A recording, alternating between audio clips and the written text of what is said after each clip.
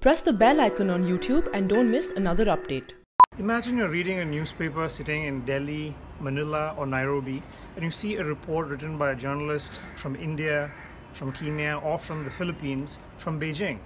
What you wouldn't know is that these journalists from these three countries are staying in Beijing not for their organizations but on a very little known of Chinese program. China has over the past 3 years spent hundreds of thousands of dollars on more than 100 foreign journalists. They're given a red carpet treatment in Beijing, given a salary by the Chinese government, an apartment in one of the most plush residences in Beijing, and what other foreign journalists in China are usually denied: access to Chinese government officials and ministries. This is part of an unprecedented effort by China to do what President Xi Jinping calls telling China's story better to the world. This coincides with billions of dollars spent on revamping China's state broadcaster, which is now called China Global Television Network, which has 2 new offices in New York and in Africa as well.